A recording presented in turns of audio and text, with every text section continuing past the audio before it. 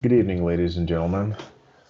This is Nate's Cultural Conversation Corner, and this evening I have my guest, Chapman sociologist Matt Siu, and together we will be exploring the social and racial interactions experienced by blacks and whites in the United States and in South Africa. How are you today, Matt? I'm very good, Nate. How about yourself? It's good to be here. I'm doing well. I'd like to talk to you about race relations because United States, South Africa, they both experienced segregation, they both experienced racism, and they both revolve around white and black. What is the history of racism as it relates to black people in South Africa? Uh, there's there's a deep history over here in South Africa. In South Africa, it is colonized, and it's colonized by Great Britain.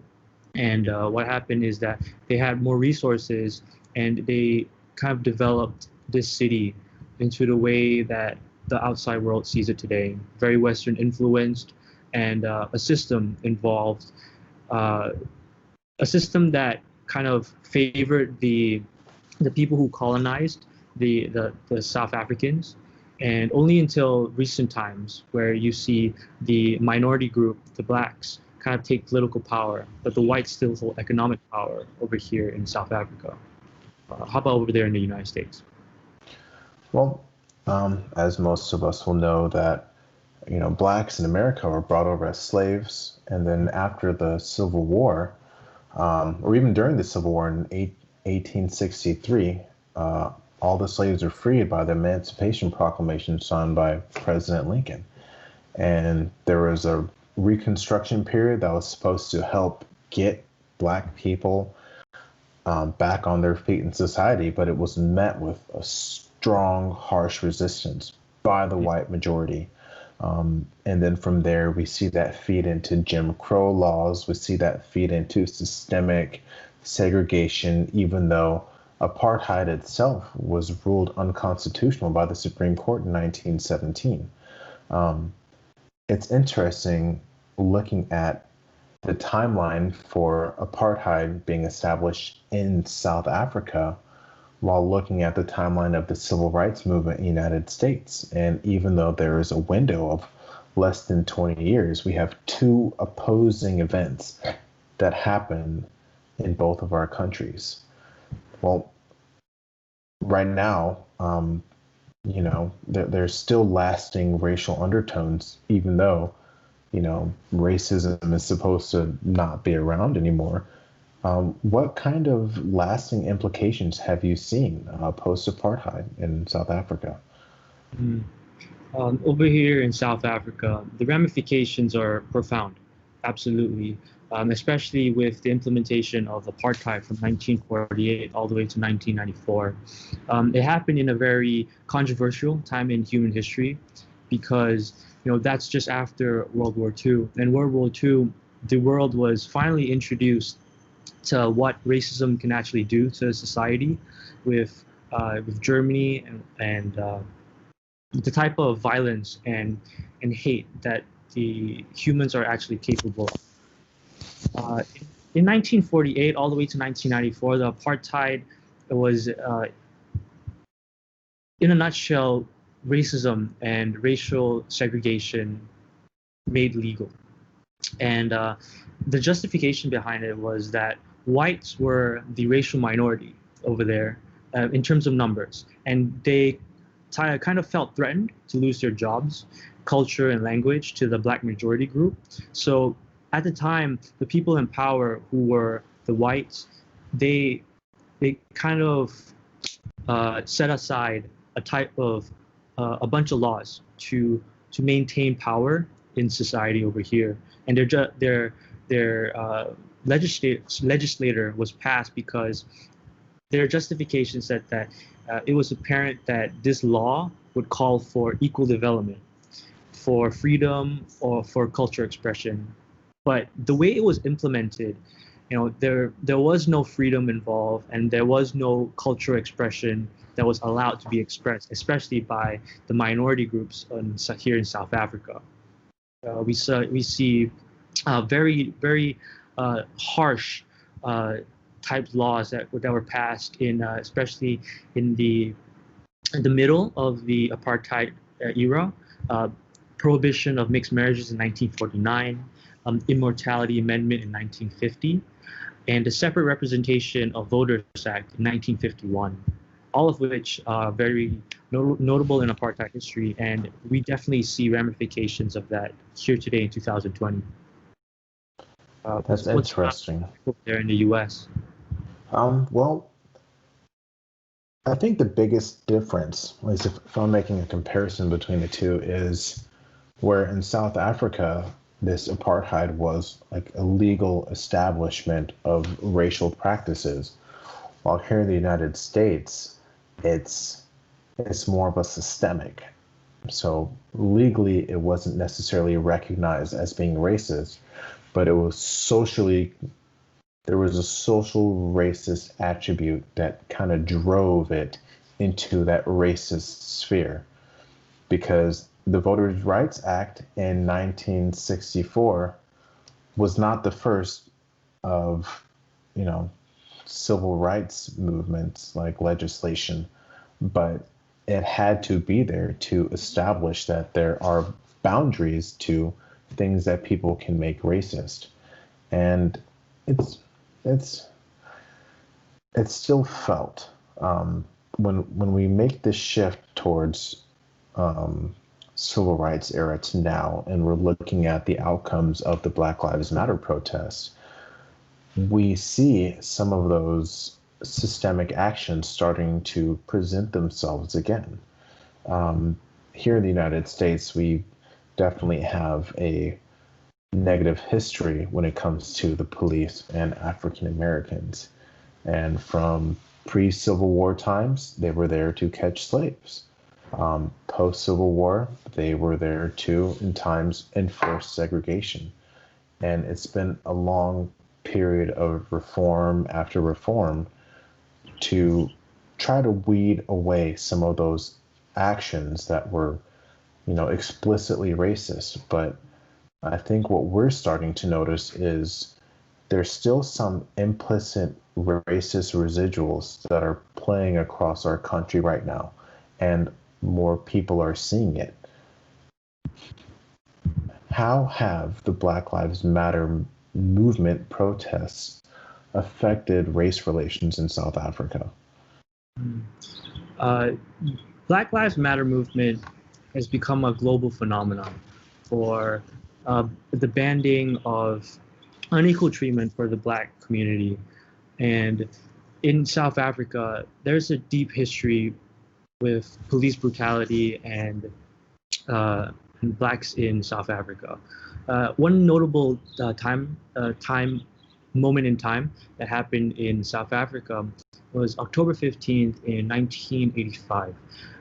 What happened was it's known to be the Trojan Massacre, and in the Trojan Massacre, you had the people, students in particular, were practicing their right to peacefully protest uh, the unethical the unethical laws and types of restraints that the government was putting on to the Black minority group. And you see this one truck drives down a road, a very common road where people were practicing their right to peacefully protest. A truck was coming down, barricaded up with crates around it, and openly fired at these protesters. And the people who fired at them were police officers, killing 3 and injuring many while doing so. How this was known to the public was because it was actually captured by some news anchors and news journalists that was covering a story at the time. And over here in South Africa, they feel that the the interactions between police and the civilians, there's always been met with some sort of hostility and resistance. Uh, and so when when when George Floyd died earlier this year, the type of the type of wound that it reopened up here in South Africa was definitely felt, because again, it was a police officer killing an innocent victim, and in similar case to the Trojan massacre, you see a resurgence and people trying to again try to emphasize the fact that there is unequal treatment in the justice system, not just in the United States but also in South Africa. That's interesting to note. It's definitely had some outcomes here in the United States as well. The weight of these protests has started to lead towards police reform, bans on chokeholds. We have Brianna's Law, which is the ban of no-knock warrants taking place in. We also have, threats of. Well, I don't want to say threats, but we have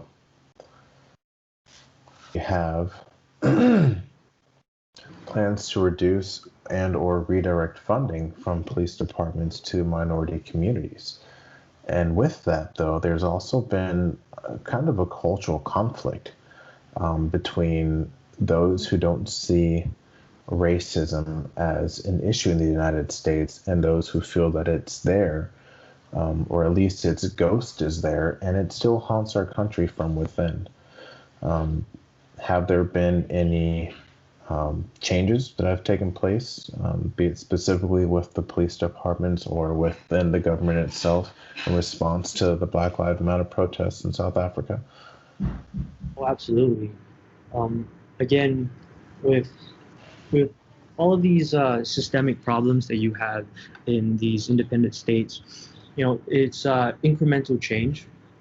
It's like this year is going to be better than the last year, but at the end of the day, it may not necessarily be a black and white change, but change is taking its course. Uh, you know, Over here in South Africa, what was life like during the apartheid? There was labor exploitation, and the type of labor exploitation that they will have on the black people in South Africa was that during the apartheid, the black people in South Africa were required to carry around a permit, a booklet permit that had to be signed and dated almost monthly by their employer for them to be legally walking around um, in that neighborhood or in that particular place in the city. And that created a sense of fear element that they had here in South Africa, whereby there were documents and photographs where people of color would hide from the police because the people who would carry these permits would feel that their booklet is not up to date, and even though they may be innocent, there was a fear aspect that they may be put in jail, they may be discriminated with the fact that just because they're colored and the laws were against them, they decided to keep their distance from the uh, people, the justice society, and people like the police. So you have definite progression since times like that during the apartheid. Now in power, especially after Nelson Mandela coming into office almost 30 years ago, the political aspect of South Africa and representation is most certainly felt, and it is in South Africa. However, the economic power and wealth, affluence, those still are heavily biased towards the white group over here in South Africa. Yeah, there's definitely some strong parallels that we can use to compare both of our countries, specifically when it comes to race relations between blacks and whites. But unfortunately, that's all the time that we have for today. Stay tuned for the next episode when we discuss COVID-19. Thank you, Nate. Have a good evening.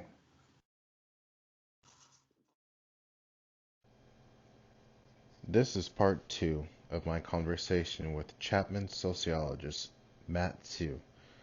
In this segment, we will be discussing COVID-19 and the differences between the United States and South Africa when it comes to addressing and mitigating the virus concerns. How are you doing this evening, Matt? I'm very good, Nate. It's good to be back. How are you? Doing well. I'm hanging in there, especially with everything that's been going on. I mean, it's been crazy to say the least. That's what I agree. makes me curious. Obviously, you can just turn on the news and you can see what's happening with the coronavirus here in the United States. But what I want to know, and what I think my listeners want to know, is how has South Africa responded to the coronavirus? So, South African state over here in Africa, it started off like many other countries in the world. It started off with a lockdown.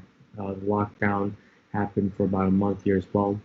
Uh, it wasn't met with open arms here, the people in South Africa, because there are a lot of people working their day-to-day jobs, and in their day-to-day jobs, their job availability was not offered and was not in demand during the lockdown. And some of these people who are working day-to-day jobs, they didn't have savings, and they didn't have savings. There was a lot of responsibilities and uh, problems that they have for just general wellness and living. And because of that, there was a lot of psychological trauma that the people of South Africa was facing at the very beginning of this pandemic. However, it has gone a little bit better. The curve is starting to flatten. We'll talk a little bit more about that later. What's the situation like, and how did the U.S. respond to the pandemic? Um, well, I think probably the most notable aspect of the United States' response revolves around its politics, because the president himself said, you know, this this pandemic is going to be going away on its own. He's called it a hoax. He said that it impedes on people's freedoms. We would like to adhere by the health recommendations of our medical professionals and our scientists. When you look at the statistics, when applying it to the Americans' perception of the course of the pandemic, 61% of those who identify as Republican in the polls will say that they think that it's on its way out. Mm. While opposite to that, 87% of those who identify as Democrats say that the worst is yet to come. And I think we're starting to see that now, where we're having, concurrent spikes in states all across the country. And, like how you said in South Africa, here in the United States, the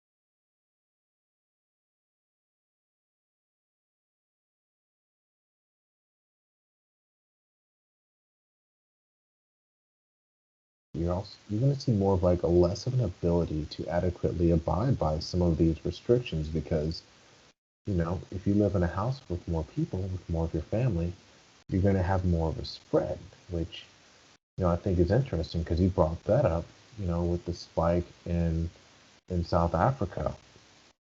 So how is that playing out? So you said that there was a spike, and you said that they might have began to level out? Is it going down? What's happening with all that? So in South Africa, at the very beginning, the health system, the reason why the WHO decided to put these tough measures of a lockdown was to create some sort of buffer for the health system. And uh, in with the preemptive notion that the health system is going to be heavily impacted with COVID-19 cases. And in South Africa, as they started to draw back a little bit of the measures that they were going to take to help deal with the coronavirus, people were still getting uh, infected at unprecedented amounts. And how they were getting affected is the close proximity that the disenfranchised groups specifically are really living like a life like here in South Africa, whereby you have families of 4, 5, 6 people living in the same house and living in the same house in a small room, and at the same time living very close to their neighbor and sharing a backyard with, which could equal to the same amount of people in their family too. So by principle, you have people living in very close proximity with one another. Infections are to happen. And when you have infections like that, people, when you have a new virus that comes out with very, very ambiguous distinctions on whether or not you know it is the coronavirus or the common flu until you get tested, there's a lot of stress involved with that. And so people queue up for tests here in South Africa that could last for kilometers long, and these testings these testing facilities sometimes they don't get to meet everyone in the queue, and the people who have flu-like symptoms or COVID-19 symptoms, these are people in line with people who are similar to them, and they would have to go back to their jobs and work there without the knowledge of whether or not they have coronavirus or if they're a carrier or they're not. So that created the spike in COVID-19 cases. However, the flattening of the curve came at a little bit of a very uh, um, interesting scientific revelation, because over here in South Africa, there was there, before COVID-19, they were already dealing with HIV, whereby roughly 20% of the South African population already have HIV.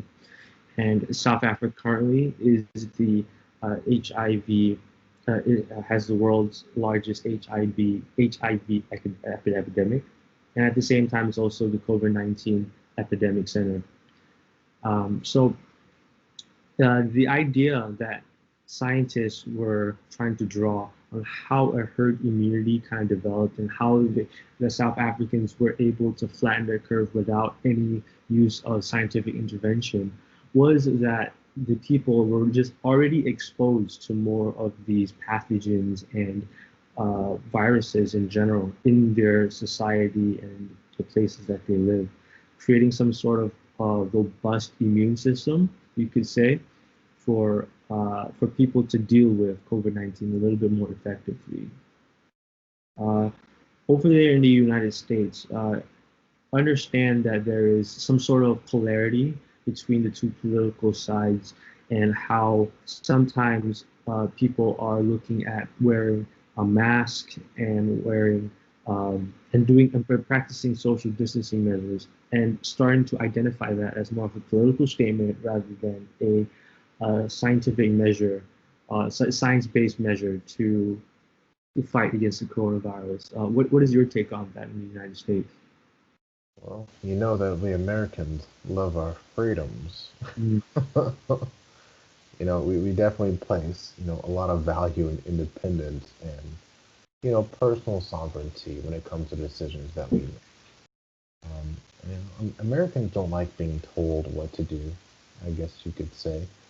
But I actually have an interesting graph that I'd like to share with you and our listeners that actually breaks down what I think might be one of the reasons why we see such reactions when it comes to, these different social distancing measures. And right here, I have a cultural comparison between South Africa and the United States. And as you can see, when looking, at face value at these or cultural traits, you'll notice that they're actually very similar, except for one. And, you know, in line with our topic right now, it's going to be individualism. And you'll see that the United States has a higher individualist rating than South Africa does. So you're going to see more independence. You're going to see more people living farther away from their families. You're going to see more people, wanting to express their individuality. And, sometimes it might just be, just in counter response to what, somebody's being told. And, while looking at South Africa, you can see that it's still up there. It's still higher than the average. But, I think that it's still low enough to where there is, like still of an appreciation for the community as a whole, for the collective. And I think that that is where, the response to the lockdown lies. That's where I think the reactions that we're seeing from, what I'm seeing from my fellow Americans in regards to this, I think that's where it stems. It's because they want to be their own person, even Mm. though sometimes, it's in direct contradiction, but it allows them to express that sense of independence and individuality, excuse me. So I think that's quite interesting to see. Um, well, what else do you have about South Africa? So I think in South Africa, if we're staying consistent to what we're talking about COVID-19 cases, in South Africa, they're dealing with a lot of problems too, in terms of what the healthcare system is dealing with. And the idea of individualism is an American ideology that not necessarily has transcended farther out and all the way to South Africa. So in terms of compliance and how the people were trying to take for measures to prevent COVID-19 spread farther, they were more compliant in the safety distancing measures, um, listening to what the government had to say to keep them safe. There was less of, for pushback on what was recommended because there was no systemic uh, problems in the political side apart from the deep history that they already had of apartheid and the people here in South Africa. Uh, the COVID-19 cases is is a reflection of of what the South African people can do if they band together, especially after the whole George Floyd situation, where there was another resurgence of a social movement to create some sort of social justice in society.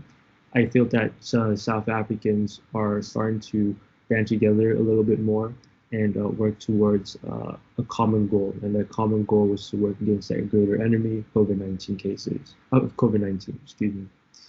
Do you think that there's hope for some sort of event that could happen to band people in the United States together, to bring to have a collective individual uh, idea of America again?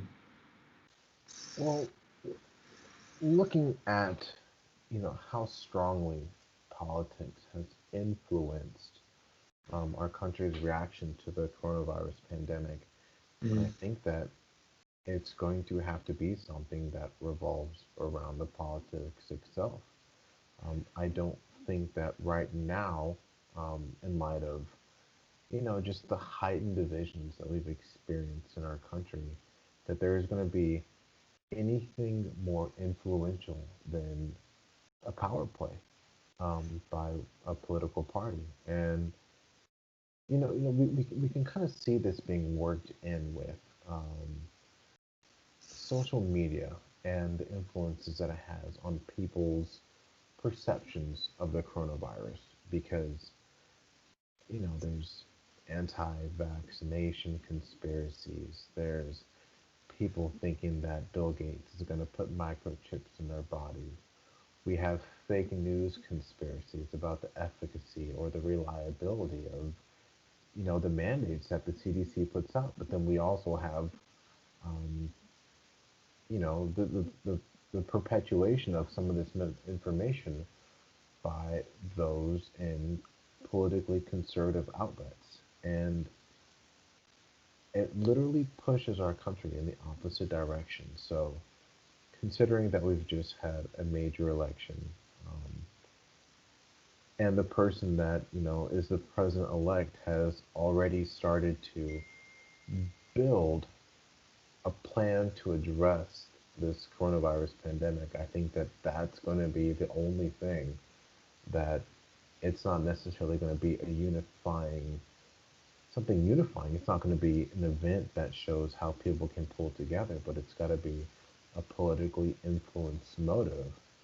that has enough power to one, get the point across, and two, influence action for it to be viable. So, but that's all we have time for today. Mhm. It's definitely an interesting topic, and you know it's interesting because over the course of our two talks, we've really molded out two very parallel situations. We've looked at two situations that our countries have either dealt with or is actively dealing with. Mhm. And we can see how they're going about them in different ways.